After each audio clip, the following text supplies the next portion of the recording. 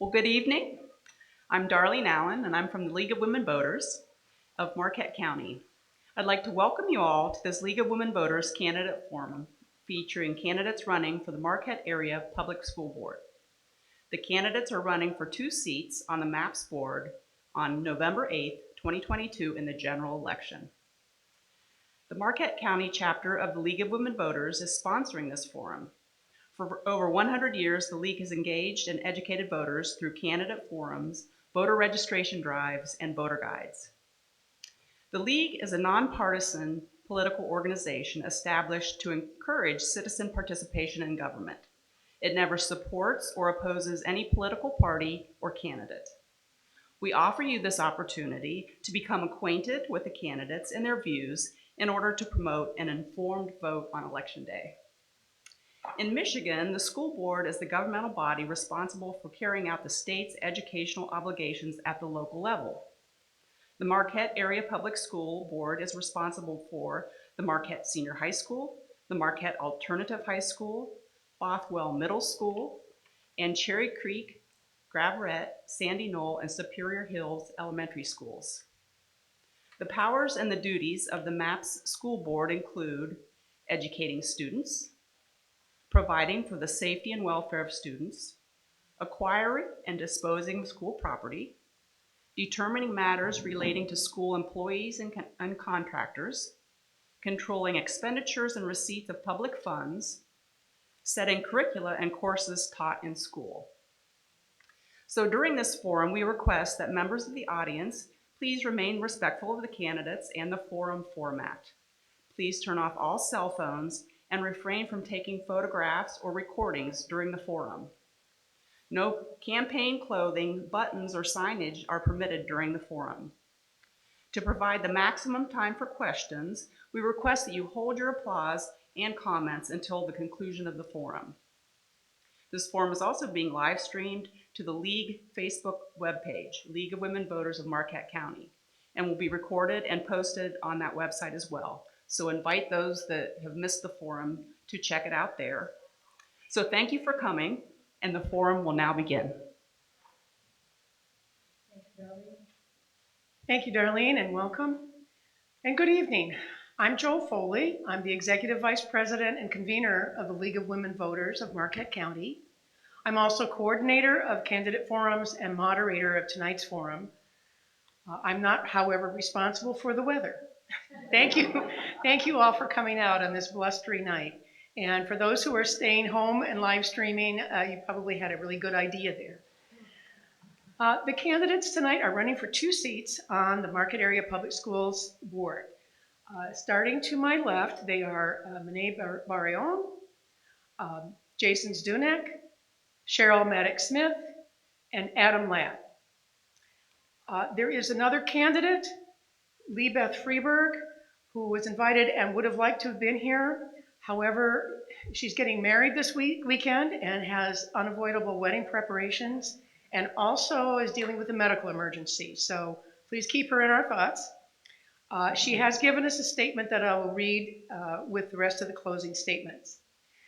Those of you who have received your absentee ballots already know that there are 2 more candidates on the ballot. And if you want to look at a sample, we have one out on the front, in the front entrance. Megan McCune and Grant Guston, were candidates, but they withdrew from the race. However, the ballot had already gone to the printers. I'm going to explain the format a little bit for those of you who haven't seen one before. The format for this evening and for all league forums is established by the League of Women Voters, both locally in the county, guidelines from the state, and from the U.S. leagues. So each candidate will have 1 minute for an opening statement, 1 minute for each question, and 2 minutes for a closing statement. Earlier this evening, our candidates drew numbers for the order in which they will speak. The candidates will each answer the same question, and the candidate answering first will rotate in sequence. The candidates will be answering questions submitted by the audience, which some of you have already done, and by citizens in the MAPS district in advance. You can continue to submit questions while you're here by writing them out on the cards that you were given and raising them up on our pages. We'll pick them up for you. Our questions go through our screeners to check that they're relevant and appropriate for the position for which the candidates are running. They may combine the questions on the same topic. We often get multiple questions on the same topic, and we want to cover as many topics as possible. They may rewrite the questions for clarity or to avoid redundancy. We will use as many questions from the audience as time allows. Each candidate will respond to each question. We have a time clock, which you all can see. We have a timekeeper who will be displaying time remaining to the candidates so they don't have to be craning their necks to look at the timer. So when the time is up, the candidate will end their response. I will then move the question to the next candidate. I'll remind you that there will be no comments or applause from the audience during the forum. Afterwards, it's okay. No photos, video, or audio recording, except for ours, and the phone should be turned off. You may see some photos being taken, but we have official league photo takers for those.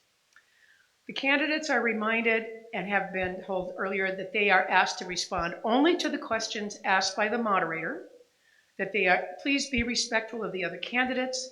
Personal remarks or statements about other candidates' views are not allowed. And the disclaimer, the views expressed or candidate statements provided in this forum are those of the candidates, and the league takes no responsibility for their accuracy. We do recommend that listeners fact check any information themselves.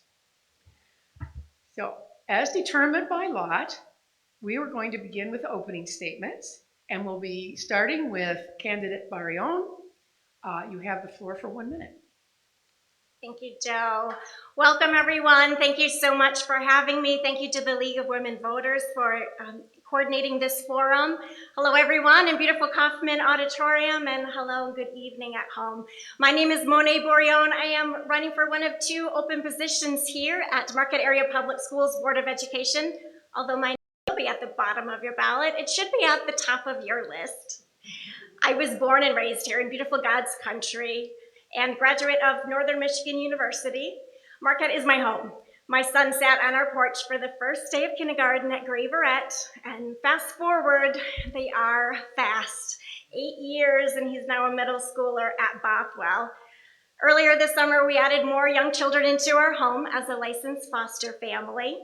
And as a mother, I care about what you care about, keeping our kids safe, helping them grow into capable, resilient adults, and helping them get the skills they need to cope with stress as it occurs. Thank you. We'll move on to candidate Zdunek. Well, I want to welcome everyone to tonight, and thank you to everyone for taking the time to research the candidates, and thank you to the league for putting this event on. And I know everyone up here is running for different reasons, and for me it was easy. I'm running for the money. This is a highly paid position. I am the only candidate that is running that is a licensed teacher in Michigan and Wisconsin that's taught in a full-time capacity in the public schools, as well as a coach, including being a head varsity football coach. I look forward to using the experience that I've learned to offer a balanced perspective on issues involving teachers, parents, other staff members of the schools, such as the maintenance staff, administrative staff, transportation staff, kitchen staff. I want to make sure that we support all of the staff that make our schools to be as successful as we can day in and day out. Additionally, I look forward to using my experience in finance and background to review current and proposed budgets and bonding issues to ensure that the money is best utilized to facilitate the needs of Marquette Area Public Schools. Thank you. Thank you. Now, candidate Maddox Smith, you have the floor for a minute. Thank you. Hello, and thank you for coming. I'm Cheryl Maddox Smith. I'm a registered nurse, and I'm also a certified youth addiction counselor. I'm a mom and a nana to MAP students. I've always been a connected and involved parent and grandparent. I think a lot of the issues that are facing our district are not unique to Marquette, but nationwide issues. Pandemic learning has been difficult, and helping students who fell behind to get back on track is absolutely critical. Educator shortage is an ongoing problem that we have to address creatively and proactively with retention of our current teachers and support staff, as well as recruitment of new teachers. We need to ensure we are doing everything we can to keep our students safe and in a supportive environment. I support inclusivity and equality as basic human rights, to embrace all students by removing discrimination and intolerance. Therefore, we need to creatively find ways to partner and support mental health, as it is absolutely critical to the health, well-being, and success of our students. Thank you. Thank you. The floor is now yours, Candidate Ladd. Thank you, ma'am. Again, also like my fellow candidates have said, I greatly appreciate everybody being here. Um, my family is out here too, so my two MAP students are here, Amy and Travis, which I appreciate both of them being here, 4th and 6th grade. I've been very blessed to be able to be a stay-at-home dad for the last 6 years, semi-retiring out of law enforcement. But in that time, I've been able to help out MAPS area public schools at the elementary level at Superior Hills. I've subbed at every level at the elementary school, and one thing we need desperately right now in every school in Marquette is subs. We need subs and volunteers right now. MAP students and MAP teachers need subs now, not in a month, but now. There are more volunteers here tonight than there was the last 4 weeks of school when I've helped and subbed at Superior Hills. All the schools are suffering now. We need help from parents and volunteers, please. Thank you. Thank you. That concludes the opening statements. We will now proceed with the question segment. Each candidate will have 1 minute to respond to each question. We will begin with candidate Zdunek. The question is, what issues relevant to the MAP school district are you especially concerned about? Well, thank you for the question. And the first item that comes to mind is the importance and involvement of the extracurricular activities for all of the students. And I don't mean just football. I'm talking band, art, whether it's photography club. That is one of 3 areas that if you looked at it is empirically proven to increase academic success, and it's also empirically proven to increase emotional and well-being. And as a coach of athletics of over 20 years, I know the importance that extracurricular activities had in my life from 8th grade moving on. I wouldn't be here in this position if it weren't for the opportunities that I had, as well as the outstanding individuals that I had to help me along the way. So I look forward to making sure that we leverage extracurricular activities along with other areas, but that's certainly the foremost item that comes to mind when that question is being asked, to make sure that those opportunities are there for all of the kids to have available to them. Thank you. The same question now goes to candidate Maddox Smith. Hi, I understood the question to be what issues. Am I correct, Jill? So the issues that I see, I think I can echo Adam. Definitely educator shortage, which I addressed in my opening statement. We have to get creative. We need to be proactive, and I agree it's something we can't wait on. We need to retain the amazing staff that we have here at MAPS, and we need to find ways to recruit new amazing staff for MAPS. Some of the other issues I see that I support are mental health initiatives. We need to find ways to partner with people in the community, parents, kids, all need to have a voice at the table to support mental health. It's absolutely critical. Our kids are facing things that we never, ever could even imagine when we went to school. Just the world has changed so much. Supporting safety, equality, and inclusion are big topics that I'm interested in. So that's about it for me, mental health, and I'm stopped. Thank you. The question now goes to candidate Ladd. Thank you. Cheryl said it best right next to me. 100% we need help in the schools. I just had the opportunity in the last 2 days to visit every school in MAPS district, and all of them need help. I believe last week when I looked at the MAPS website, I believe there was still 26 positions that were unfilled, and a couple of those said multiple positions. I know numerous classrooms need aides. They also are short on special education. This is not only affecting our children, but it's affecting our teachers.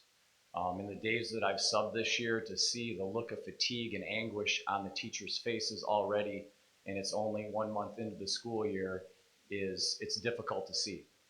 I've had seasoned educators tell me this year they've never seen a year like this until now, and I think that goes back to what Cheryl said about the pandemic and the issues that it's caused for our children and our teachers. Thank you. Thank you. The question now goes to candidate Baryon. The MAPS issue I'm most concerned about is the need to foster social and emotional skills. In addition to the academic rigors needed to prepare students for a global workplace, school must cultivate these needed extras. In addition to sports, it's really our mental health that we need to focus on. Schools really cultivate a sense of belonging and a place where you can find strong relationships with peers and with other students.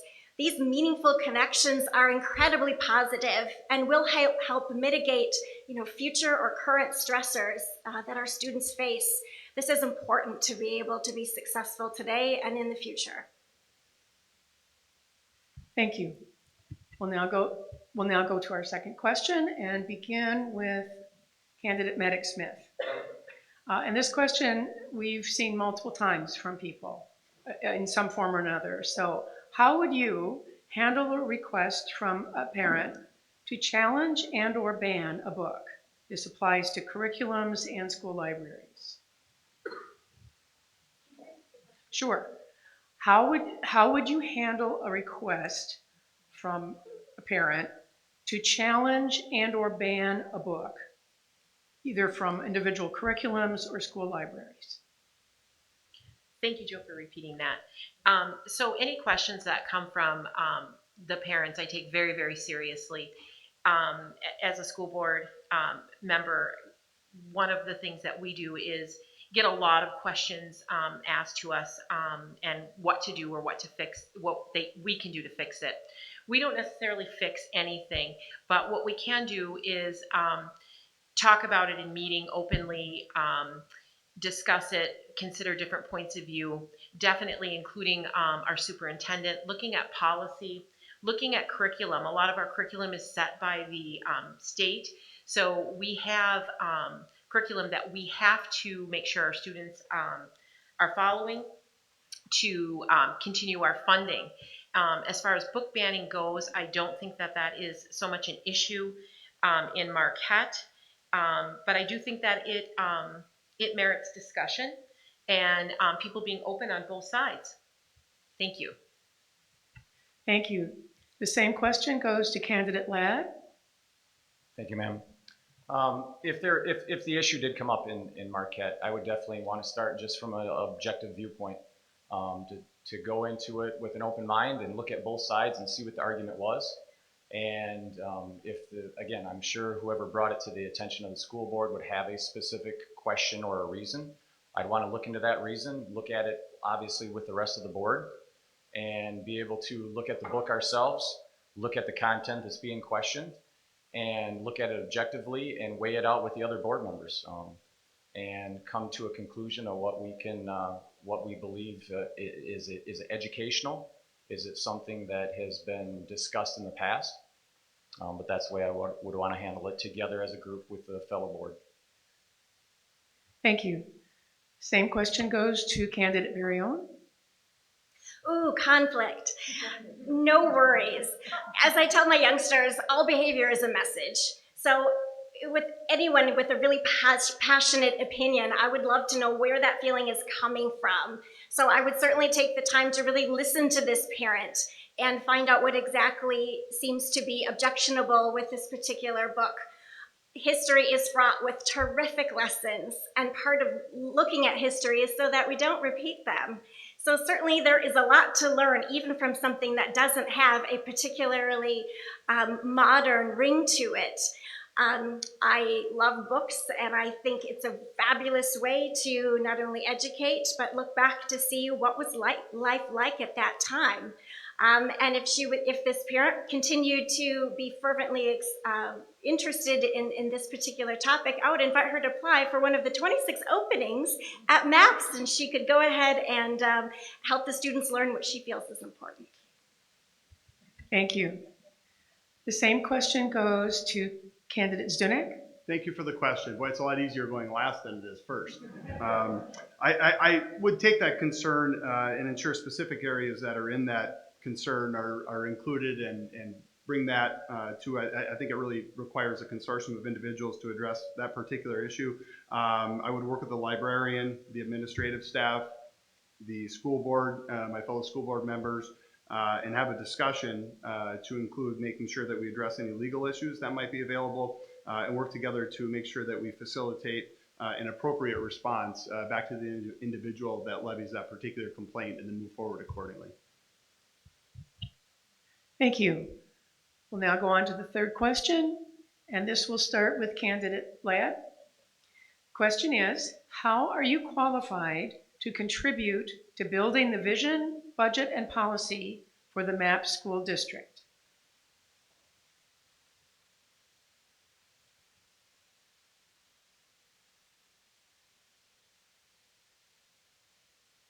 Thanks, I'm just getting down. Vision, budget, and policy, ma'am, correct?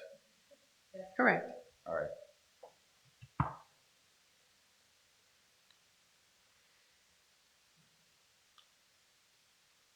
Well, kind of a large question there, but to focus on, I guess, to focus on the budget side of it, definitely I would want to work with the fellow board members and to definitely learn about the budget and learn what the current board has done. The current board has been there a long time, and definitely I would want to sit down with them, listen about what issues are there, what are our numbers. I've had the opportunity to sit in on some of the committee meetings and learn about some of the budget issues. As far as policy, same thing. I would want to sit and listen, learn first before I make any decision. And as far as vision, definitely, I want the vision to continue forward, to continue to remember to focus on students and their education. And I gather a lot of my information from the current board and the things that have already been done in the past. Thank you. Thank you. The same question goes to candidate Barion. The vision of Marquette Area Public Schools is clear. MAPS has a fantastic strategic plan, really built on continuing excellence in education and beyond, with years and years of proven hard work to get to this point. Myself, as a community leader in child well-being and resilience, I'm qualified to raise questions on both budgets and policies. I currently serve as a trusted advisor at both the county and the state level. I review policy, support strategic planning, and make critical decisions daily that impact others. As an organizational psychologist, I have years experience with the boring stuff, statistics, and interpreting data, interpreting research. That's exciting, and I like to look for innovation and opportunities to improve at every turn. So I think I'm well qualified to deal with the minutia, while also not leaving out the important vision that's already been set for us. Thank you. The same question goes to candidate Zdunek. So again, thank you for that question and addressing and taking a look at policy. I think it's important when you're dealing with policy to make sure that you work within the groups, the smaller groups, to make sure you come forward and then ultimately present that policy decision to the larger groups or to the entire board at hand to make sure that you're able to cover things and know exactly what you're going to be presenting for a policy, whatever that area might be. I think it's very important to work together to make sure you develop an appropriate policy. As far as vision, I think it's, again, very important that you make sure that you ensure staff, parents, the community are all involved with that particular vision as far as making sure that we move forward in a positive capacity to the best that we possibly can. As far as budgets, I think that's going to be a strong area that I bring to the table, especially given my finance, accounting background as an area technician, for example, with the United States Department of Agriculture, Rural Development. I helped to develop projects to audit municipal finance to make sure that those projects were going to be fiscally sound in preparation for bond councils. Thank you. Thank you. The same question to candidate Maddox-Smith. Thank you for the question. So as far as working with budget, being a nurse, I think everybody's aware of the constraints of healthcare that we are all dealing with. So as a nurse, I've been able to make critical decisions for our patients with budget constraints, and also as a youth counselor, you know, there are a lot of constraints within that community. So I don't have a real issue with working with budget constraints. I think a lot of our budget comes from state mandates and making sure that we're following the state guidelines so that our budget stays solid and on track. The vision for MAP School, I think, is an amazing vision. I think our superintendent is moving forward with a great strategic plan with excellence in education. And I think we need to keep that momentum going forward, and I support that 100%. As far as policies changing, I think that we need everybody's voice at the table, the teachers, the staff, the parents, and that's how change happens. Thank you. Thank you. We'll go on to the next question, and that will go to candidate Marion. What are some short-term and long-term ways to address teacher and staff shortages in public schools? We all need to feel appreciated. We are so much more willing to go the extra mile when we feel like we are appreciated in our own way, whether that's a word of kindness or a smile from a student. We just need to feel like we are seen and our efforts are going noticed. I think certainly supporting teachers and staff is paramount. You can't help others unless you are filled up yourself. So I would short-term love to make sure all our staff are trained on self-care and the importance of positive experiences so that they can breathe, feel a little more filled up so they can give to their students. Long-term, I would love to just listen and see what they need next. And that's where our direction should go. When you have happy teachers, you find happy teachers. Thank you. That same question goes to candidate Zdunek. Thank you for that question. So when we're looking at shortages in staff, and obviously the question focused around teacher shortages, and I think it's important that we would include shortages in all other areas, as one of the other candidates mentioned, that not only we have issues with teachers, there's issues with all of those staff. And so on a short-term basis, how do we do that? You know, at the end of the day, we need to make sure that we're offering competitive wages compared to, for example, other schools. Okay, Gladstone schools, for example, and some of the other areas offer, for example, higher pay for some of these positions. So it's important that we offer competitive compensation packages to the individuals to fill those positions, to make sure that those are filled with highly qualified candidates to the best way possibly can within budget constraints.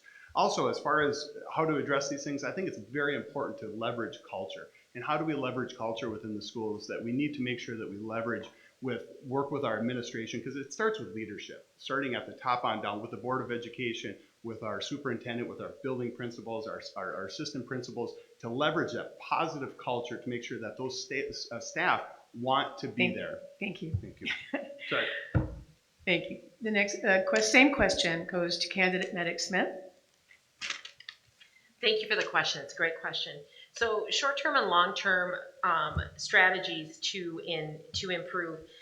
Short-term, I definitely agree that we need to be really creative and we need to look at ways that we can make our teachers feel appreciated, acknowledged, and heard.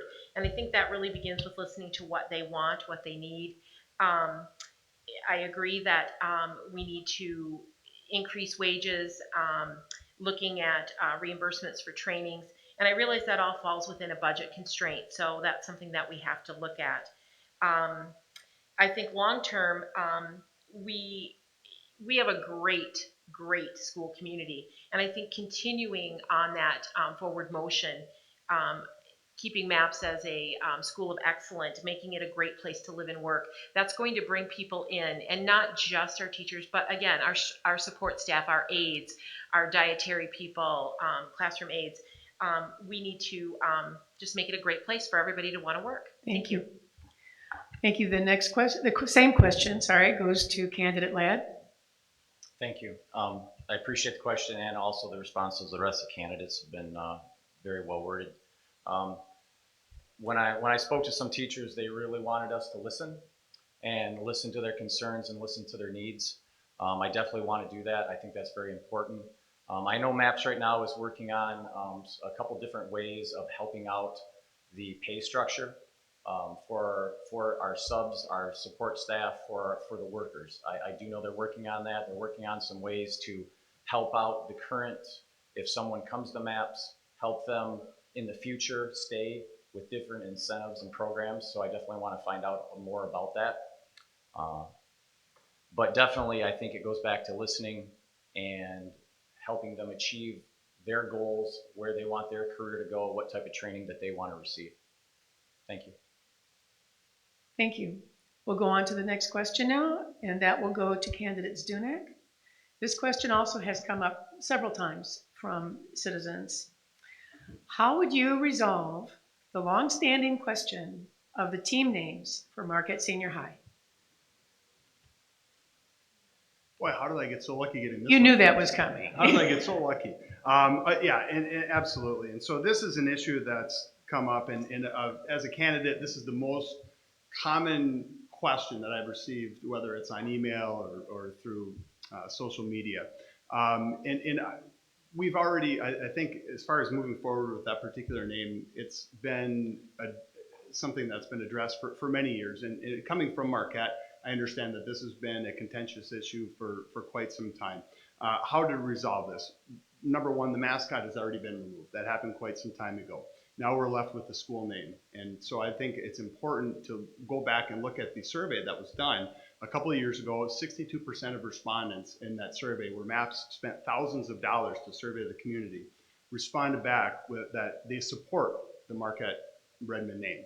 And so I think that taking a look at that survey and going back on the history, it's important to come together to figure out how we can move forward with those survey results, knowing where those came in. Thank you. Thank you. The same question goes to candidate Maddox Smith. So the question, how to resolve the team name. There is a lot of controversy and divisiveness about this. And I would want to look at everybody's point of view on this and objectively, absolutely. But I think we need to look at what the previous work that's been done. And it's right on our MAPS website. You can look at the research that was done, the evidence that was presented from the community, from the committee that they formed. And a lot of the evidence that's scientific evidence-based about how that name may make a portion of the students feel.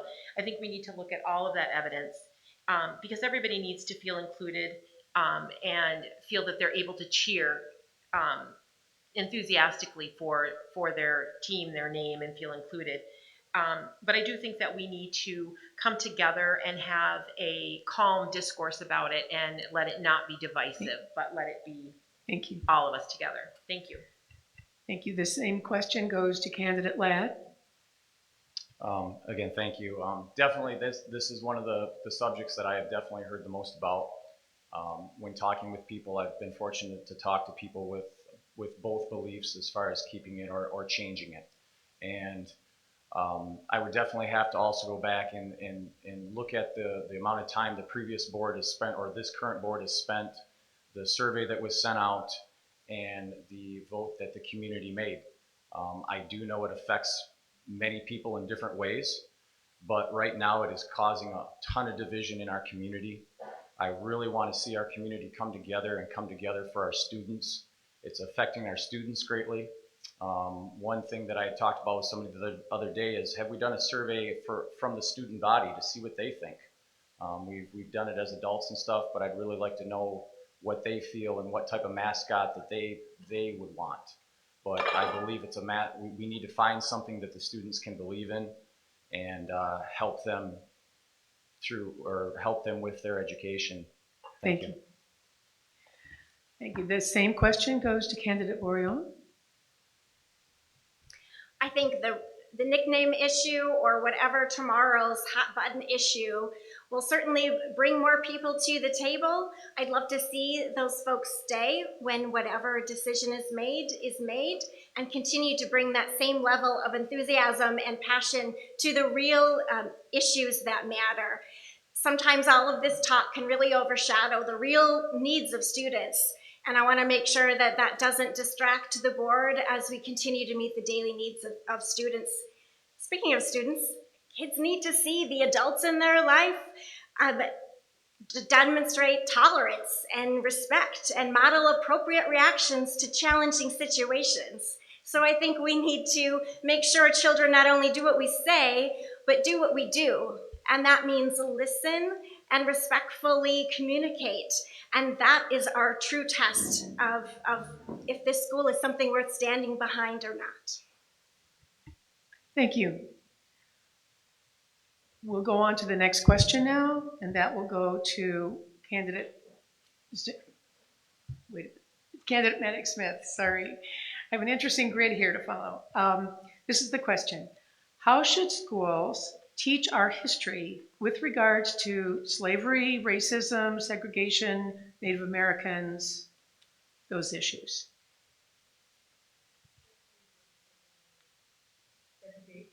Segregation, Native Americans, and you can continue the list in that manner. Yeah.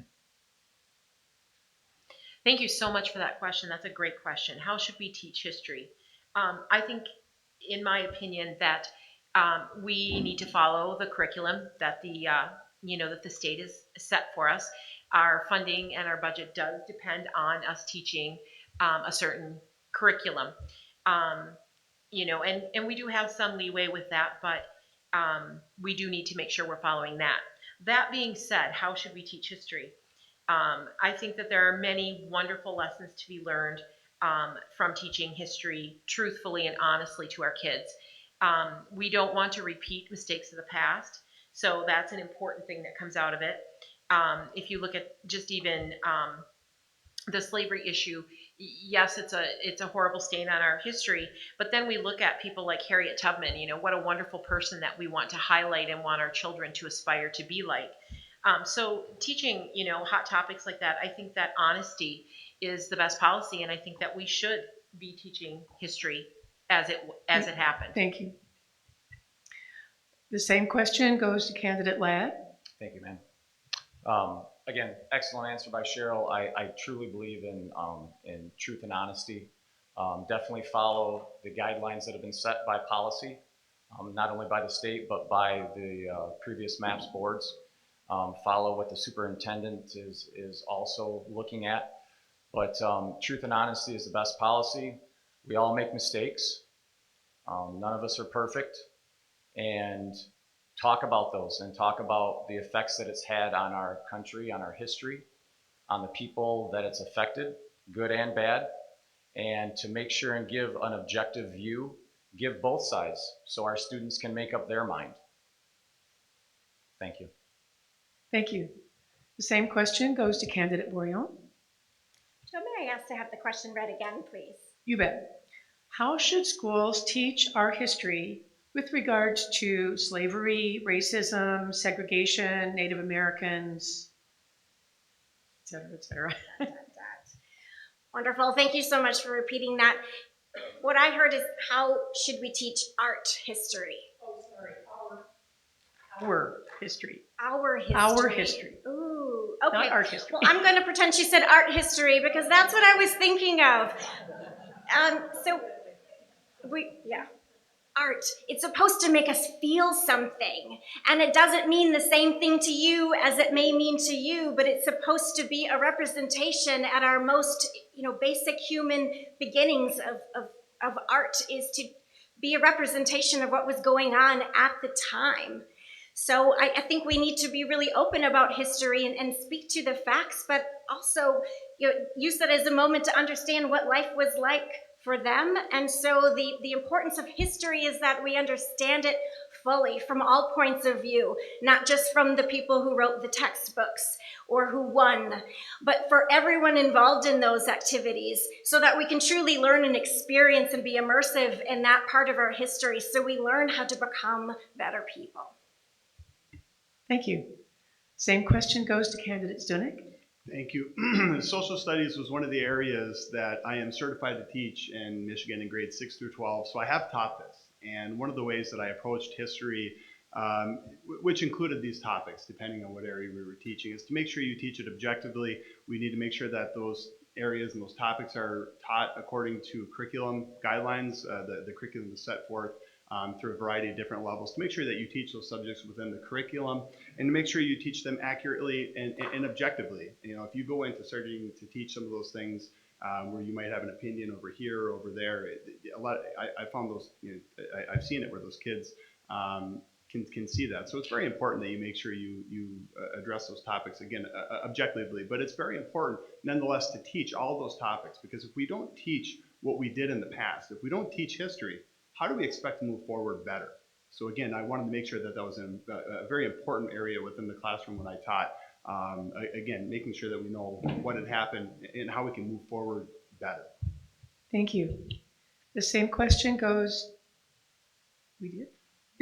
Okay, we did everybody? Oh my God, you guys are good.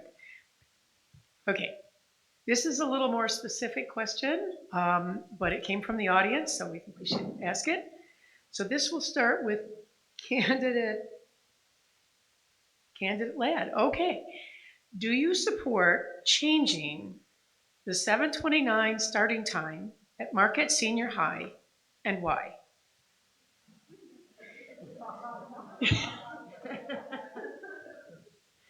I'm not sure if it's a softball question or a hardball question. Well, you let me know at the end, all right?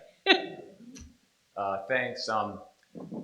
My son has just entered 6th grade, so we are just getting these early start times, and definitely it's become a topic of talk in our household. One of the things, I guess, I'd have to really look into it, and I'd have to look in. I'd want to talk and get the opinions of the public in exactly what the feeling is. I do know, looking up some of the bus start times surrounding my son riding the bus and seeing some of those bus pickup times at before 6 a.m. for some students is extremely early. So I definitely want to look at what we could do, talk to the board, talk to parents. I don't know if there's another possible start time. I know when I was in school, it was very similar. And I think, at least in my experience, most high school start times are somewhere around that time. So I definitely have to look into it more and get some more opinions. Thank you. Thank you. The same question goes to candidate Morion. As with any idea, I would have to turn to the research. I'd really need to know what studies have been done and what kind of evidence is out there that we can rely on.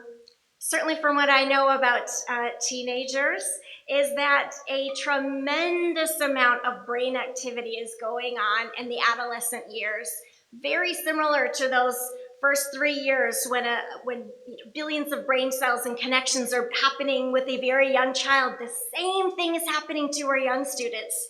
So the sort of habits they're creating, the things that they're learning, the people they're around have a huge influence on thought patterns as an adult.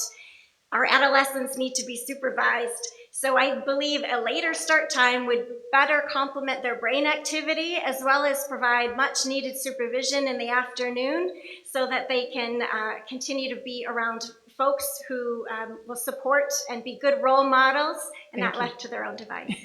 Thank you. The same question goes to candidate Zunick. Thank you. I got started out with the name change issue, and then you get school start time. So looking at the research, and I have actually looked at the school start times, and actually the research does show that our older students do react a little bit better with a late start time. So I do support changing that start time. However, there's a lot that goes into whether that's going to be a realistic possibility or not. There's a lot of detail and minutia that goes into the scheduling of the transportation staff. You have other schools such as Father Marquette that need to be considered as a part of that. So again, that there's a lot that goes into it. I do certainly am open to the school change start time. Again, however, there's a lot of work that goes into whether or not that's a reasonable reality, working with the transportation staff, working with the other administrative staff, especially within building principals as well, to make sure that that's going to work as a realistic change. Thank you. Thank you. The same question to candidate Maddox Smith. Supporting a 7:29 start time and why. So I love this question, and I'm just wondering which high schooler submitted it. But I will say that evidence has shown, evidence that I've read, some real supported evidence that there is better learning that happens later on as the day goes on. So I do support following evidence, evidence-based research. That being said, there is a ton that goes into changing a start time. So I think that that would be something that would have to be collaborated with the school board, with parents' input, staff input, transportation. I think that would need to be a huge roundtable to make it happen. If it were to happen. But yeah, I definitely support looking into that and doing what's best for our kids at the end of the day is I think what we all want to do and what MAPS is all about. Thank you. We'll go on to our next question now, and this will go to candidate Barillon. The Michigan Association of School Boards offers opportunities for professional development and certification of school board members. What training are you willing to undertake to develop the knowledge and tools to shape public education? Ooh, I love training. I love learning new things. This would be exciting. I guess I would love to learn best practices. I know certain new exciting things always seem to have a hub somewhere. So I'd want to find out who was doing the best training, what result they had, and why it was worth it for us to put in this time. Certainly that being said, this is work we're all doing on top of our other day jobs, etc. So I think it's important to really look to see what our talents are here before we go out looking to other places. I'd love to share a wealth of information with my fellow board members and the community so that we're learning things that are applicable to us and can have the best outcome. Thank you.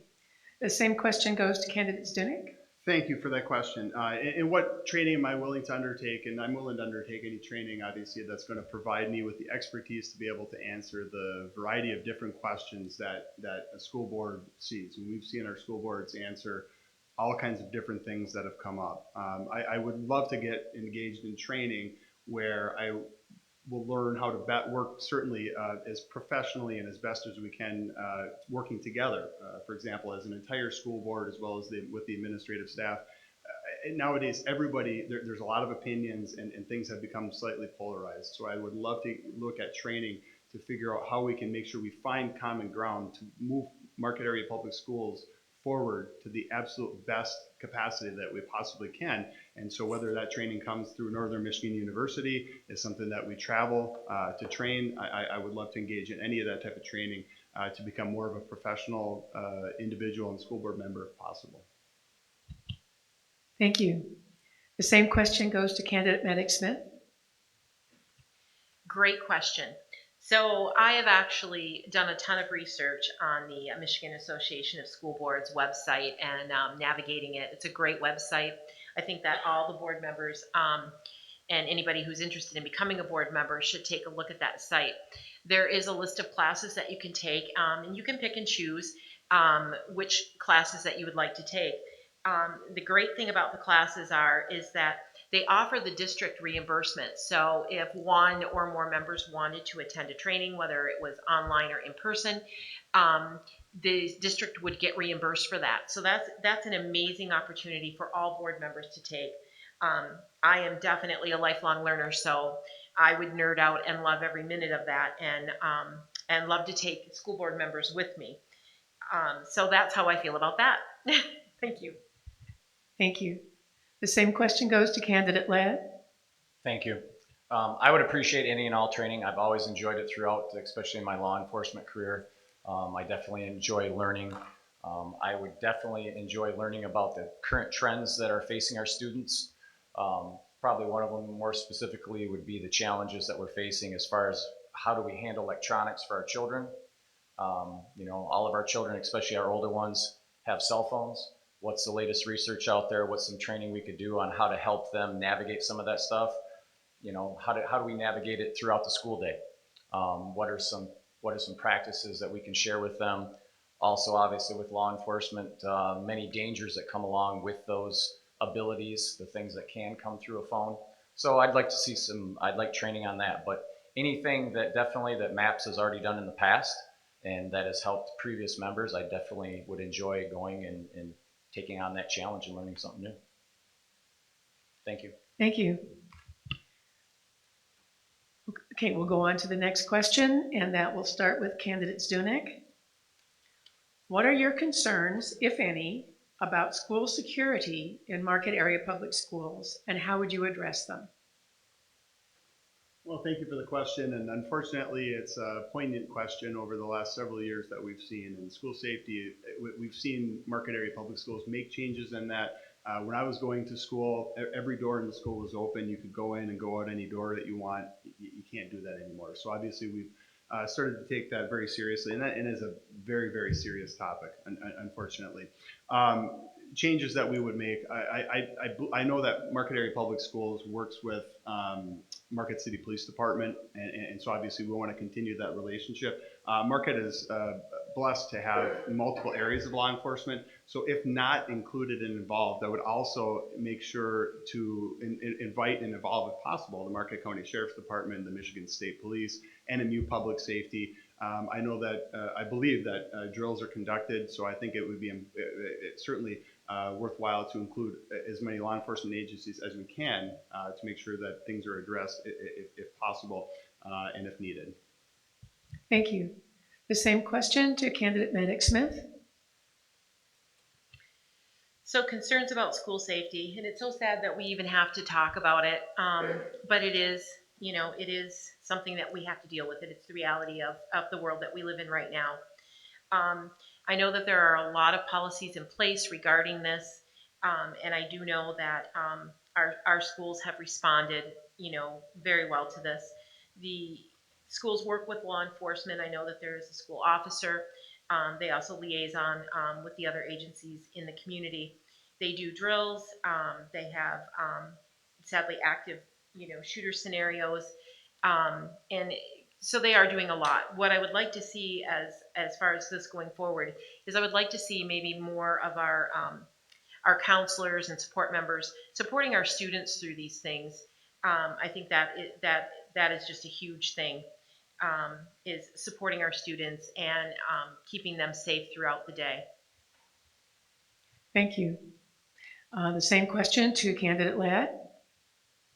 Thank you, ma'am. Obviously, school safety, very important. I am one of the active violence, active attacker instructors for Northern Michigan University for their regional police academy. So I'm in charge of training not only new officers, but current officers. I've also been in several of the schools in our area helping train staff to how to respond to those. I feel very good at where, especially here in Marquette, where our schools are on safety. I believe my students, my specific children are safe. I believe our students are safe. There's more we can do. Unfortunately, these attackers have access to a lot of the same stuff now that the law enforcement and military does as far as what's on the internet. They're changing what they're doing. We need to continue to research it, work with current law enforcement to help us better secure our buildings. But overall, they're doing a good job. I want to continue to partner with Marquette City Police Department and the officers that they provide to the schools. Thank you. Thank you. The same question to candidate Bourrion. So on December 4th, 2012, my son was at an early childhood class at a high school 8 miles away from Sandy Hook. And it was the longest 20 minutes of my life to get over to my son's school and pick him up. I lived through a horrendous following years trying to see my friends and my community members suffer through the most horrific thing possible. We are secure at MAPS. We do have the wonderful support of our local law enforcement who I trust implicitly. This isn't something anyone wants to see for their school or their child. We need to make sure the adults train and take on this burden and always reassure children that it's something that they don't need to worry about. The adults are handling this, and always reassure children that they are safe. Thank you. We'll go on to our next question then, and this will start with candidate Medic Smith. The question is, how would you respond to parents concerned about how topics of gender identity and sexual orientation are handled in classes?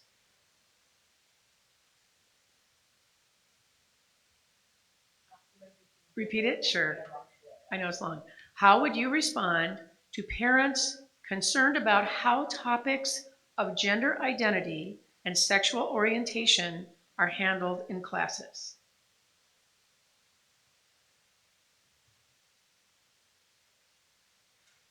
How would I respond to parents? Obviously, I would respond respectfully and compassionately. I personally believe that everybody has a right to whatever identity they identify with, and they have a right to education, um, feeling included, supported, and welcomed in our schools. How would I respond to that parent? I guess would depend on what their concern actually was. Um, is it something that's happening in the classroom, outside of the classroom? Is it bullying? Is it curricula? We need to look at what the specific concern is, and then draw in our resources from there as to how to deal with that situation. Thank you.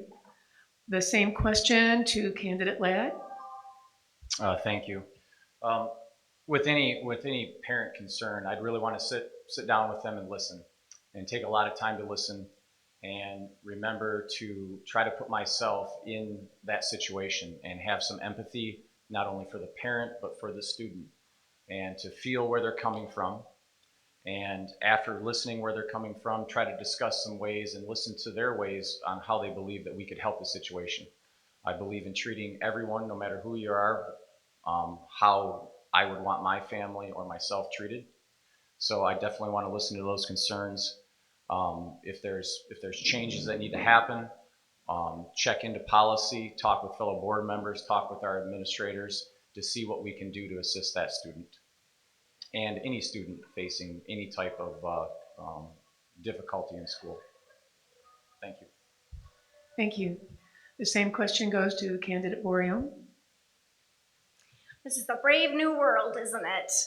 We are facing and watching things happen, unfold in the realm of young adults, and that are facing questions and options that typically we didn't. And I think our job as parents and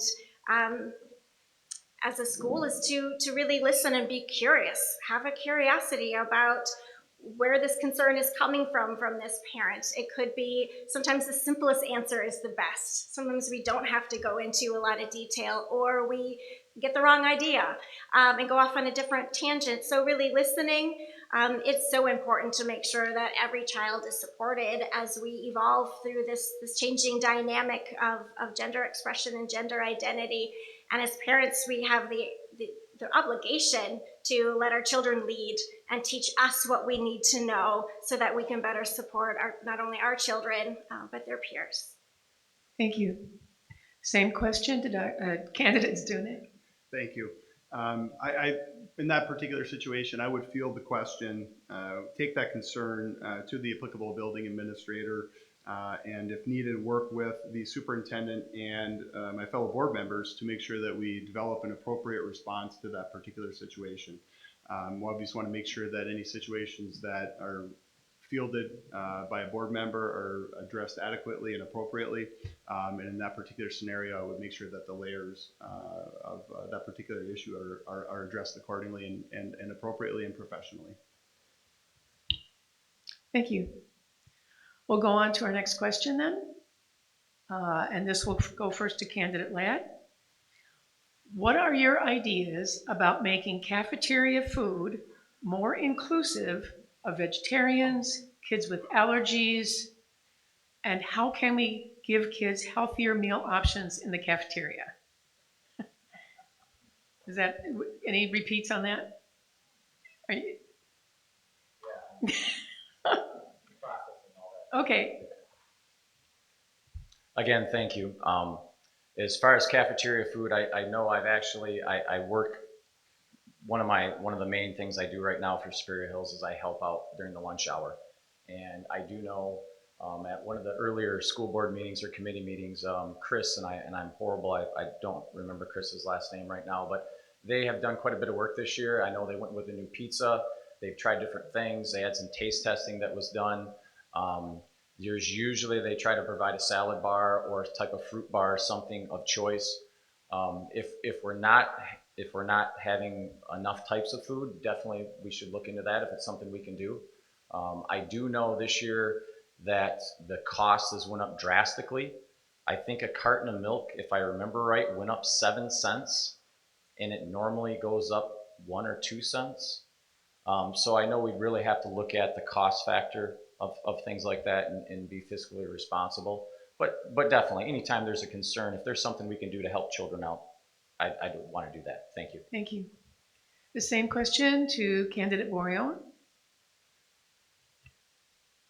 I would love to focus on the educational component of nutrition.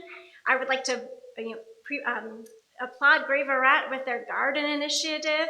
There's so much that children can learn as they eat food. We've been breaking bread together as a people for millennia, and it's such a wonderful part of coming together. I think when children have a voice and a hand in what's served, what they eat, maybe even helping, would be a wonderful part of making sure that it feels good to them and it's something they're enthusiastic. Also local farms, and again, the education involved with cooking is fantastic. Eating is a very short part of it, as anyone who's cooked Thanksgiving dinner knows. It's the preparation and sure, the cost. Also like to focus on the socialization aspects. I'd love to see teachers at the table. This is a time to relax and talk and connect with one another outside those structured classrooms. So I think between nutrition and socialization, and I'd probably sneak in some sustainability. Thank you. Same question goes to candidate Stunek. Sure, and thank you for the question. And for me, I would like to make sure that we are offering meal plan options. So anytime that you have options that's going to best suit the family and the child, I think is very important when and if possible. As the parent of a student with allergy concerns, I understand this is an important area, and I'm certainly something that I'm involved in and pay attention to. I think it's also important that if possible, that we work to secure local food options when possible. Let's leverage our local area produced food again when possible. So I think obviously whenever the parents are informed about what those options are, that's going to be best suited for them, we're always going to be able to make sure that those concerns hopefully are addressed appropriately and adequately. Thank you. Okay.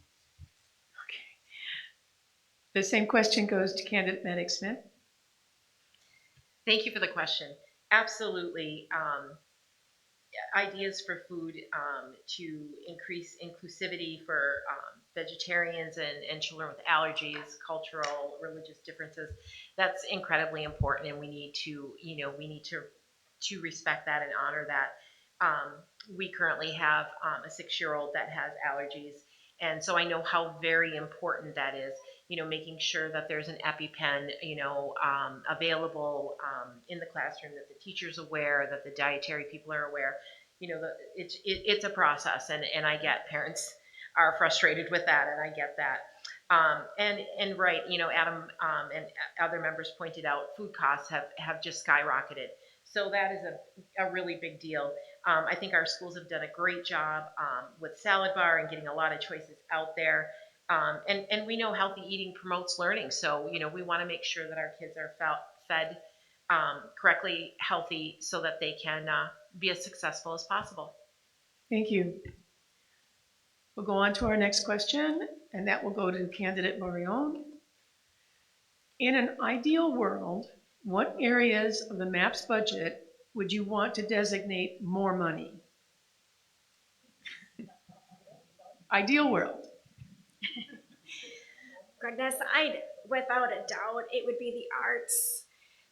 We need to focus on children expressing themselves in a more holistic way. We need to dance, and we need to paint, and we need to drum, And we need to feel current running through us that gets us through to the next, hour, something that lights us up. We aren't just inputting computers where we input data and we spit it back out for testing. We're creating human beings, and to find something in their day that lights them up, that makes them feel electrified through the arts, it just has amazing potential for them to develop as human beings. And without a doubt, you'd never be disappointed with that, and certainly I would not. Thank you. The same question goes to candidate Stunek. Thank you. Stunek. In this area, again, in a perfect world, I would be in trouble as the son of a music teacher if I didn't include music in this discussion. So I absolutely think that extracurricular activities, and again, what music, band, athletic opportunities, drama, wherever that area is, to allow that child not only to excel in the classroom, but to excel in other opportunities outside of the classroom. I would love to see an increased funding in areas of industrial technology. We have a great industrial base here in the Upper Peninsula. There are a lot of open jobs within those areas. Auto mechanics, welding, pipe fitting. Those would be tremendous. Other areas that have empirically shown areas of academic improvement to include technology. Right now we offer students Windows-based products. I'd love to include an Apple option in there. And lastly, building maintenance and improvement. So any area that we can make sure that we include improvement in infrastructure opportunities would be tremendous. Thank you. The same question to candidate Maddox Smith. This is a great question. In an ideal world, boy, I could go anywhere with this. I guess my biggest thing would be putting money into the budget that is something that is inspiring to our students, whatever their individual passions might be. Just putting that spark into these students is going to do so much for their lives, moving forward. Big things that stand out to me are things that improve their mental health, inclusivity, equality. Programs like music, art, drama, sports, technology, the trades, getting them involved and partnering with NMU and anything in the community that we can. Whatever sparks our kids to success, that is where I would want, in an ideal world, all of our money to go. Thank you. Thank you. Same question to candidate Ladd. Thank you, ma'am. All my other fellow candidates have done a great job explaining what we could do for students. I guess I would like to, in an ideal world, look at what we can do to help fund our educators. What could we do to have 50 educators apply for a certain position instead of 0 or 1?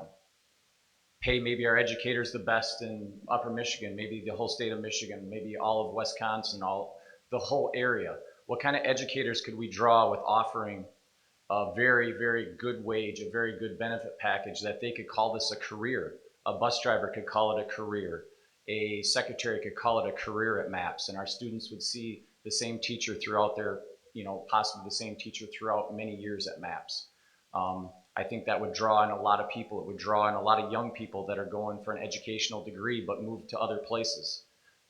So in my ideal world, it'd be nice to really look at our funding for our staff members of every background. Thank you. Thank you.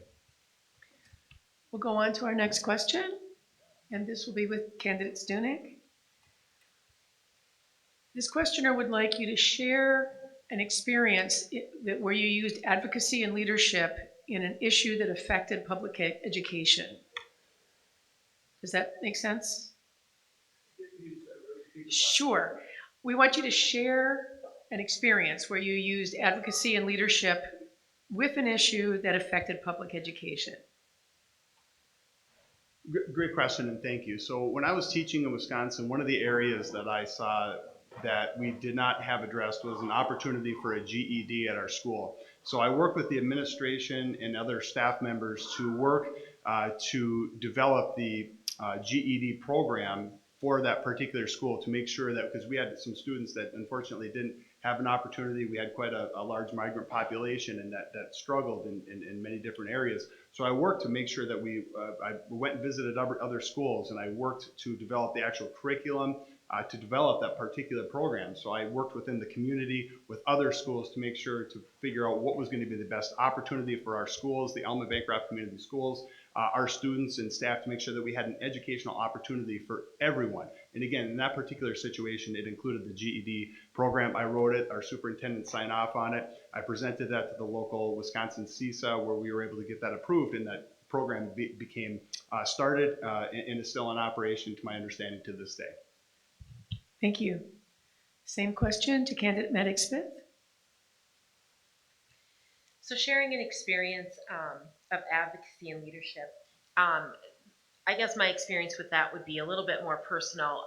As a parent with a daughter with an IEP in place, I've had a lot of opportunity to advocate for my child and also to advocate with other parents. I have a sister who has 2 children, both with IEPs in place. In that process, it's really frustrating for parents, and I get that frustration. One of the things that I have done personally is get involved with parent advocates to support people going through the IEP process, because it's confusing. It's a lot to know and learn, and letting them know the resources that are available, trying to point them to somebody that can answer their question, giving them a name and number. And just knowing, letting them know that they're heard. I think that's the biggest thing. I know as a parent, sometimes you just don't feel heard. You don't feel like your needs are being met. And so that's the biggest thing. Thank you. The same question to candidate Ladd. Thank you. Going back to my experience in law enforcement and trying to provide a safe training for our students and our teachers. Back in 2011, when the training really started taking off and the training came to all of the UP, I definitely took advantage of going to a couple week courses on how to better not only train law enforcement, but also how to get into the schools and train our teachers and our staff on how to react to those safety concerns. And that's when really it started kicking off. I was able to work with several other law enforcement officers in the area, and not only map schools, but also schools throughout Marquette County, helping us become safer, more knowledgeable to trends and things that were going on in our schools, how to react to those trends, what to talk about, what to look at, but something I'm still very passionate about and enjoy teaching new teachers, new officers, and helping people that's been out there brush up on all their abilities. Thank you. Same question to candidate Bourrion. I'm delighted in my job with the Department of Health and Human Services to work on a special committee all about creating a trauma-informed community, meaning our kiddos see a lot in their home lives and in their communities that have an impact, have a lasting impact. So one particular program I'm so proud of here in Marquette County is the Handle with Care program. And that's something where an officer communicates with the schools anytime law enforcement or the paramedics visited that child's home over the weekend or that evening. They don't share specifics, but they let that teacher know that in case that child is acting a little bit tired or off, not to immediately assume that child's being willfully disobedient, but that they may have had a really difficult or challenging night and to handle with care. So it's that kind of example of working together as a community to make sure that every child has the best chances possible to have a successful school day. Thank you. Okay, we're going on to our next question now. And this is to candidate Maddox Smith. Yes? Yes, okay, thank you. It's your question first. How would you respond to students bringing in flags or other political symbols into the classroom?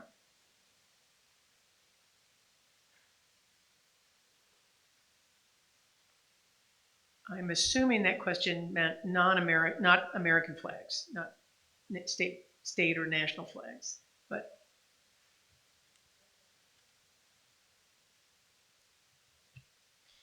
Okay, so that's an interesting question, and I know it's something that has been brought up recently. How would I respond to it? Personally, is probably different than maybe somebody else. I think that we would have to look at what our school policy is regarding that. And I'm not exactly sure what that policy is. I would have to consult to find out what that policy is.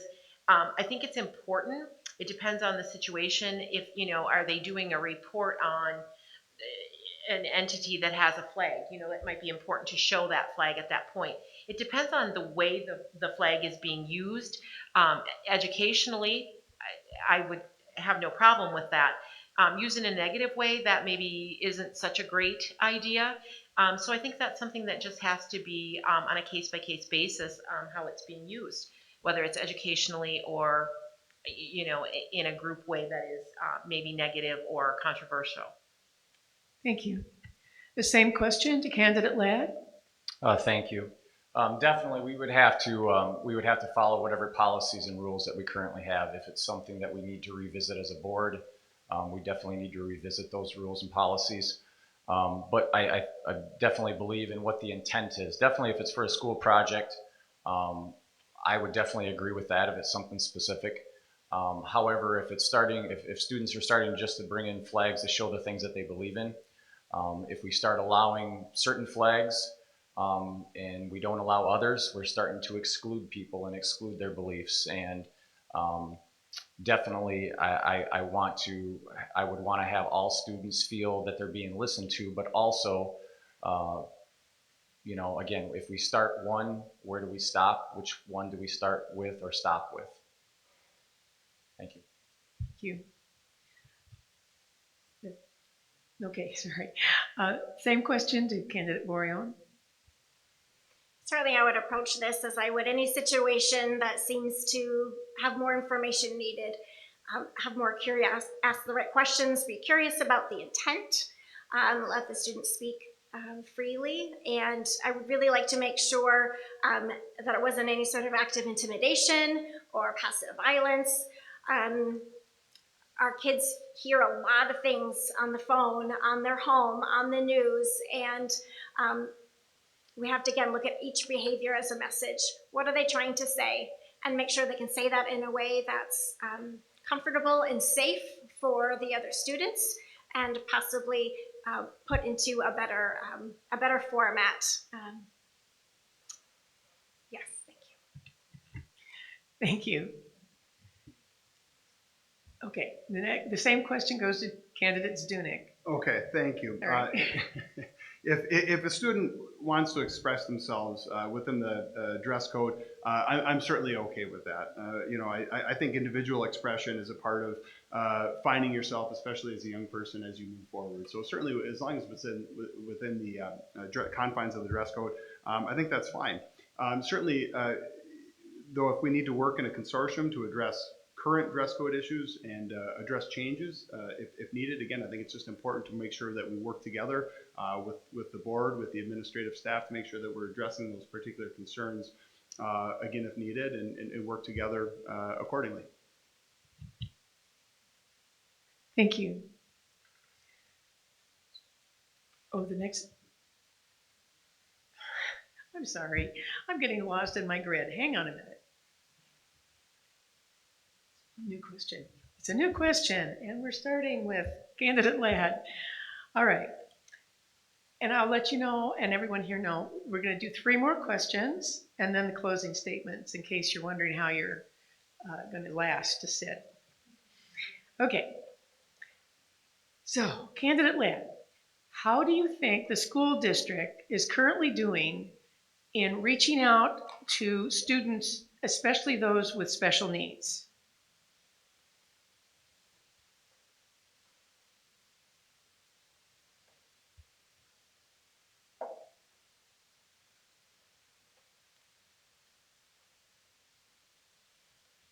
Did you just have reaching out? They didn't ask in any certain way? Basically, I think the question is asking how are we dealing with children with special needs within the classroom? I appreciate it. Thank you. Definitely, as I previously stated, I do know definitely in our community that we're in great need of special education teachers, special education aides. Definitely in the classroom, it's a great struggle. I've just this month since school has started, I've helped out numerous times with those classrooms, and it's something definitely that we need more help in. I believe that MAPS is trying to do everything they can do. They're looking outside of the box. They're trying to recruit people. They're trying to provide as much as they can, but it's very difficult when we don't have the educators in order to do it. And it's putting a lot of stress on the educators that are there, and they are doing a great job, and they are trying. But we are definitely seeing, and again, my limited knowledge as a sub, the school is definitely seeing more and more need of specialized help. And I definitely hope we can get more and more people to help out our current educators. Thank you. The same question to candidate Morion. Thank you.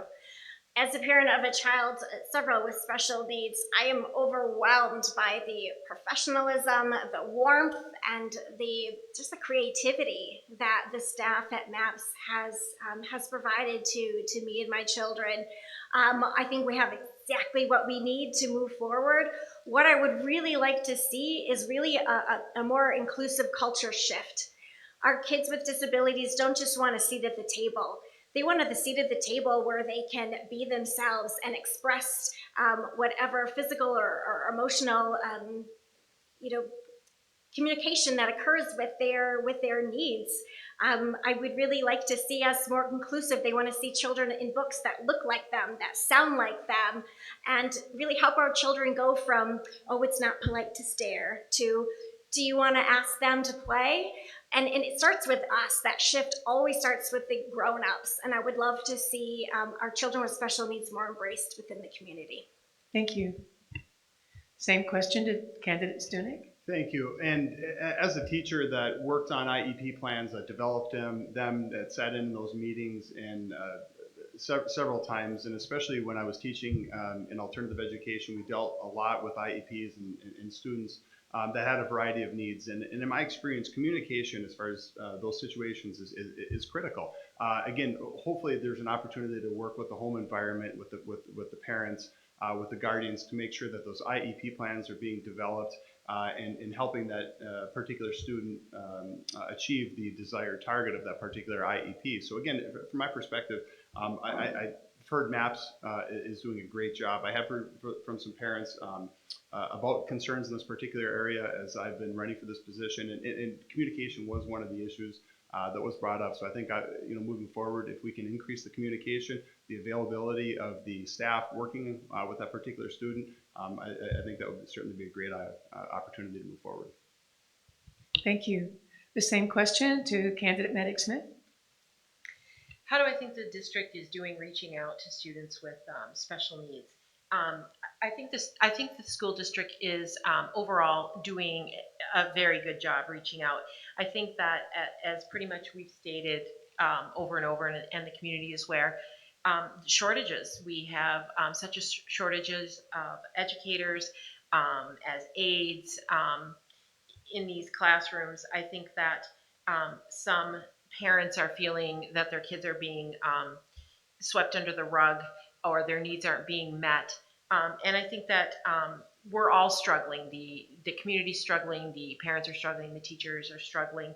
I think that we have to be proactive in recruiting more people, more teachers, and paraprofessionals into this. And I agree. I think that these kids, they need to be embraced and included and feel part of the community. And it's really hard when they feel their needs aren't being met. So overall, I think that they're doing a good job. Can we do better? Absolutely. Thank you. We'll go on to the next question, and that will start with candidate Marion. What are your thoughts on providing on-site childcare for teachers and staff to attract more employees? Absolutely. Having secure, reasonably priced childcare is a huge impact on parents' ability to hold down jobs and keep jobs. And helping our early childhood population is the foundation of a strong, healthy community. These are our most we need to invest in our young children. And parents have so much stress going on as it is. You can't expect them to focus on their job as a teacher or a staff or professional in schools if they're worried about getting that call from daycare for whatever reason. I think that is a fabulous idea. It's a way to show support and investment in our young children and give parents that ease so that they know their children are going to be well taken care of with high quality early childhood opportunities that won't impact their ability to provide as a family. Thank you. Same question to candidate Stunek. Thank you for that question. And that's an area I know childcare is an issue right now. The availability of childcare just isn't there. The waiting lists, from my understanding, for those that are involved in this particular area is way too long. And if you can provide childcare as a way to attract those employees to that particular area, is going to give you one more advantage. If that employee has an opportunity to go to employer A that doesn't have a childcare opportunity, or employer B that does have a child care opportunity, guess where that employee with children is going to go? They're going to go to that employer that offers child care as an opportunity. So I think it would be tremendously important and a great asset if we could work to develop that within the Marquette area public schools. As a school board member, I absolutely will support that. I would love to work with, whether it's through Marquette area public schools to make that a reality, or work with other for-profit or nonprofit areas to make sure that child care is offered safe and affordable if possible. I am 100% for that, and I think it's a great opportunity to do that if we can. Thank you. The same question to candidate Medic Smith. Supporting childcare for our staff would be amazing. I think that would be a huge draw, getting great educators, paraprofessionals here into the Marquette area. I know as a parent myself, worrying about where your child is and is the child care adequate, good. That's a really big deal. And right now we have a child care crisis. If you can find child care, it's expensive, $450 a week. I do know that there are some state initiatives where some of the employers are being reimbursed through the state for child care if they're offering it. The parent pays, the employer pays, state pays. So it's a nice three-tiered program. Would I support that in our district? Absolutely, 100%. I think that would be amazing. Thank you. The same question to candidate Ladd. Thank you. Definitely, I would agree in the same thing. I definitely support that. We have been, my family directly, for both my children, we have used the before school and after school programs that are offered at each, I believe each school has them. I know at Superior Hills we've had one since my children have been small. We've definitely used them up until last year. Obviously, if that could be provided for the rest of the day for staff, it'd be a great experience. I think it goes back to in the perfect world for budget and stuff. Would we be able to do it? Would we be able to attract the appropriate people to run a program like that? It'd be awesome if we could find funding and stuff to do that and attract great people that could run those programs for us. Absolutely, it would be a great tool to pull in new educators. Thank you very much. This is our final question before the closing statements, and this will go to candidate Stunek. What is your definition of educational excellence? And as a board member, how would you foster this type of excellence?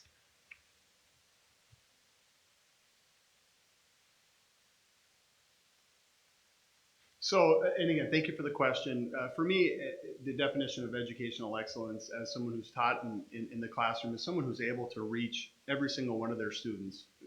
As a teacher, you're teaching a variety of different areas, and whether it's on the educational scale, it's on a behavioral scale. If you're that teacher that can be that dynamic individual in the classroom to work with all those kids to make sure that they reach every educational goal and possibility that individual can, to have the time, energy, and the enthusiasm to make that a reality, I think is certainly the definition of educational excellence. I think Marquette Area Public Schools has a lot of those individuals. As a graduate of Marquette Area Public Schools, I can attest to the educational excellence that many of my former teachers worked with me on. As a board member, how can I facilitate and foster that? Again, reward those individuals, again, with praise. Sometimes a simple handshake and a thank you goes a long ways as a board member to recognize those teachers. And I would work to do that as a board member. Thank you. The same question to candidate Maddox Smith. How do I define educational excellence and how would I foster it? I define educational excellence by the success of our students. Not only their academic success, which obviously everybody's looking at first and foremost, but also their social and emotional success. We're preparing them for their life after school, for the rest of their lives, and those goals just have to be met to make them successful. They're going to face things that we can't even imagine at this point. They will have jobs that we've never even thought of before. So I think that the success of the student is what our educational excellence should be. How to foster it, I think working together as a team with the school board, with the teachers, with the parents, working cooperatively with the community, staff, to foster whatever we can to the success of our students. Thank you. Same question to candidate Ladd. Thank you. I would definitely agree. Definitely educational excellence is, for me, would be allowing each student to become the best person that they can be, the best person in their social life, the best person in their professional life, the best person they can be to help our community, help out our country. And that takes so many different avenues. We need so many people to work together to build our students up. It takes a community. I would definitely want to support anything that we could do to help our students become the people that they want to be and become productive members of society. How we could do that is just continuing to work together, lead by example, and show our students how we can put our differences aside, how we can work together, how we can work on common ground, and how we can hopefully concentrate on the 90% we agree upon instead of the 10% that we don't. Thank you. Thank you. The same question to candidate Morion. Educational excellence, in my opinion, is helping every student reach their highest potential, whatever that is for them. Educational excellence is offering a diverse and comprehensive curriculum that prepares all students for the global workplace. Kids graduating today are going to be landing jobs that haven't even been invented yet. It's so important to help shape their brain to know what to do with that brain, and that it's like a muscle. The more they work on it, the smarter and better they get. It's preparing them to have confidence and rely on those critical thinking skills and those strong social emotional skills to take what they've learned and not stop there, to springboard it into the workforce or post-secondary education to continue to grow and develop for their particular projection. That's it. Thank you. We have now come to the final minutes of the MAPS Board Forum, where each of our candidates will be given 2 minutes to make a closing statement. I'm going to start by reading the statement from candidate Lee Beth Freeberg, who was unable to be here. She writes, "My name is Lee Beth Freeberg. I am running for the Marquette Area Public Schools Board of Education. I have a true vested interest in the children of our communities. I have both been a foster child myself, as well as having been a foster parent and a guardian parent. I come from a family of 14 adopted children. I currently sit on the Teaching Family Homes of Upper Michigan Board and have been since I was in college over 20 years ago. I was instrumental in the development of its current campus at the end of Silver Creek Road in 2004. I have driven school bus on the side as a fun activity because I love children and currently work as a child psychiatric nurse for Pathways. While I cannot answer any specific questions due to my absence tonight, I can only assure the voters that the best predictor of future behavior is past relevant behavior. and my past relevant behavior has always been to heavily invest in those we are leaving our own future with. I do hope you will consider my name as your pick for the children of Marquette Area Public Schools. Thank you and be safe. And now, noticing who's, no, who started last time? Hang on again, second, guys. So I think,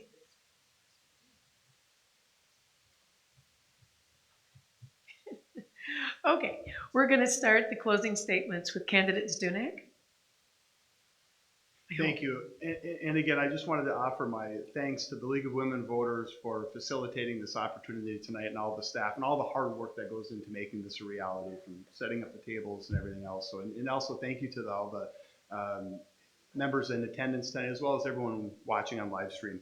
To continue from my opening statement regarding my financial and accounting background, I've demonstrated successful experience in this area as the finance administrator, also with the Marquette Marquette County Community Foundation, also as a consumer and mortgage banker, and as an area technician with the United States Rural Development, working to review municipal finance in preparation for bond council funding for water and wastewater construction projects. I'm a lifelong Marquette area resident and born and raised right here. I know the value of our schools have on the impact on the community and the asset that they are. As a Marquette area public schools graduate, I can speak firsthand about my experience and offer a historical perspective while addressing issues as a board member. I have been a coach for over 20 years in football, wrestling, and track, and at all levels, from youth flag football to a head varsity football coach. I understand the importance of extracurricular activities and the positive corollary that they have on students. As the son of a music teacher, I look to leverage all activities as a way to help kids get back on track after a difficult 2 years. Music, art, photography club, yearbook, athletics, drama.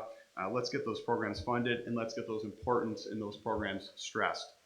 I've never stopped asking what I can do for my community, whether it was developing and fostering programs for the area youth during the last couple of years. Unfortunately, while those programs weren't available, I worked with NMU, I worked with Marquette Area Public Schools to put those programs together to volunteer my time. As a result of my experience and my enthusiasm for the Marquette Area Public Schools, I am asking for your vote in November in consideration to be a school board member for Marquette Area Public Schools. Thank you. Thank you. Candidate Maddox-Smith. First of all, I want to thank you guys all for coming out on this chilly Marquette evening. 30-degree temperature change, wow. Just that you're here shows that you care and how important the future of education really is. I want to thank also the League of Women Voters for all your hard work putting this together and hosting this informational forum so voters can make thoughtful, informed decisions on November 8th as to what the future of Marquette area schools is going to look like going forward. I can promise you that I'm willing to listen to everybody and work with anyone and everyone to get things done for the benefit of our students. I'm a calm, level-headed individual, and I'll look at things from all perspectives and gather all the knowledge and information I can before I form an opinion. I'm a team player and I value everyone's opinion. I will always put my personal or political biases aside to think objectively and creatively on an issue to make the best possible decisions. We need to ensure that we're doing everything we can to support our students in a safe and a supportive environment. I support inclusivity, equality as basic human rights, and to embrace students, all students, by removing discrimination and intolerance. I have the passion, the time, and the commitment to the school board and to the children who deserve this to continue to move our school forward, preparing our students for social, emotional, and academic success. This is really our kids' futures at stake, and it's something that I take very seriously. For all these reasons and more, I hope you will consider voting for me, Cheryl Maddox-Smith. Thank you. Thank you. Candidate Ladd. Thank you, ma'am. Again, obviously, I'd like to thank everyone for being here, the opportunity to be here. The League of Women Voters, thank you very much. Also, I'd like to thank all my fellow candidates for coming out. There was some very good answers. Sounds like we have a great group of people. Some very informed answers. So thank you for the ones here, and also for Liebrecht Freeberg, who submitted her statement also. It just shows the interest that we have for our children. again, I appreciate the time. I definitely believe in helping students with our hands, our hearts, and our souls. I believe in getting involved and directly helping lives with our actions. That's how we affect people. So I greatly appreciate anyone's ability to get out and help students. We definitely, MAP Schools needs our help. They need our volunteering. But I'd like to close. I'm a fair and compassionate and empathetic individual that has learned through training and experience to tackle any situation from an objective viewpoint. I have sought out the recommendations of the current MAP school board. I've been able to have one-on-one conversations with them, with the superintendent, with past school board members, trying to learn the best I can about how to proceed. Things that they've learned, objectives that they've been able to search out or seek out. I have further engaged in learning opportunities to improve my ability to serve effectively on the education board by attending school board meetings and public forums. I appreciate your consideration, and again, I thank you for this opportunity. Thank you. Candidate Morion. Thank you. Years ago, Margaret Mead was asked by a student what she thought was the first sign of civilization. Being an anthropologist, you'd think she would say a fishing instrument or clay cookware. No. She said the first evidence of civilized society was a broken femur, a thigh bone, that was broken and was healed. Why is that important? Well, in the animal kingdom, if you break your leg, you die. You can't search out food, you can't run from predators, you can't find a water source. That's it. So the fact that they found a bone that had been broken and healed meant that someone took the time to sit with an injured person, walk them through the recovery, and to be with that person until they've healed. That's a long time, 4 to 6 months. So tending to someone and helping them heal is part of what we do. It's the thread of humanity itself. Mead said, helping someone through difficulty is where civilization starts. So today's schools are faced with unprecedented number of difficulties from COVID-19. When elected to the Board of Education, I will help ensure that our schools stay safe, our opportunities that are equitable with educational excellence, to not only learn, but work and play. I will continue to make evidence-based decisions and ensure that our schools are all for good and good for all. Thank you. Thank you. We're almost finished with our candidate forum. The League of Women Voters of Marquette County would like to thank our valiant candidates who have faced all of your questions, and our audience who came out on this cold and wet night, and also our audience who stayed home and warm.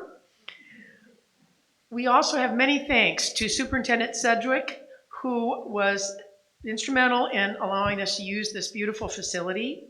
And many thanks to Lance Whitfield, Nick Steffi, and the great crew that has helped us make this such a wonderful production. Before ending tonight, if you believe that voter participation is not just a spectator sport, we invite you to join the Marquette County League of Women Voters. We are always open to new members, female and male. There are membership forms available on our information table. For further information on the upcoming election, including the school board, you can go to our online voter guide at vote411.org or pick up our printed voter guide that's just come out. Remember to get out and vote on November 8th. Your vote is your voice. Thank you so much. Thank you.